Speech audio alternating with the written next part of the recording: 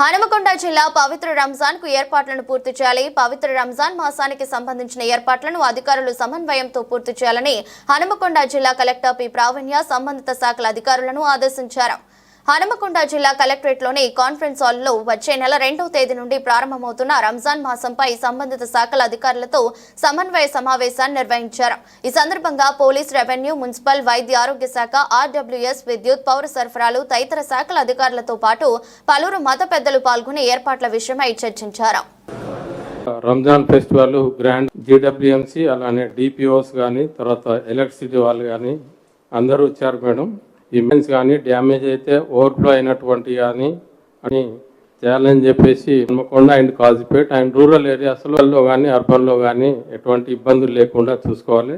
అంటే ఇఫ్తియారు అయిన తర్వాత జనరల్లీ మస్జిద్లలో ఫ్రూట్స్ అవి ఇవి వాడి రోజా అయిపోతారు. వారు ప్రార్థన స్థలాలకి అన్నీ కూడా ఒకవేళ మన వాటర్ సప్లై ప్రొవిజన్ లేకుండా ఉంటే tankers with the help of DPO గారి సాయంతో ట్యాంకర్స్ తీసుకొని ట్యాంకర్ ద్వారా సప్లై చేయడం జరుగుతుంది. నమస్కారం అండి.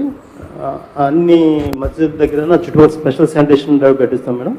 సార్ మేడం ఎక్కడన్నా రిక్వైర్మెంట్ ఉంటే అక్కడ అడిషనల్గా స్టాండ్ బై ట్రాన్స్ఫార్మర్స్ ప్రొవైడ్ చేస్తాం. Ma'am and all the elders, from our side ma'am we will be doing ma'am serial lighting, sanitation, fogging, water supply, then wherever required dust, and at few location ma'am constituency wise 1 or 2 tent will be putting ma'am. Madam రెగ్యులర్గా workers కూడా deploy చేసి ఎప్పటికప్పుడు అక్కడ garbage collection కాకుండా చూస్తాం.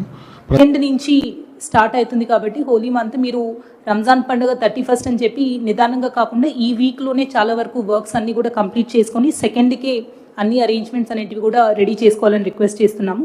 Specifically drinking water అనేది RWS అవ్వచ్చు are GWMC కూడా అవ్వచ్చు.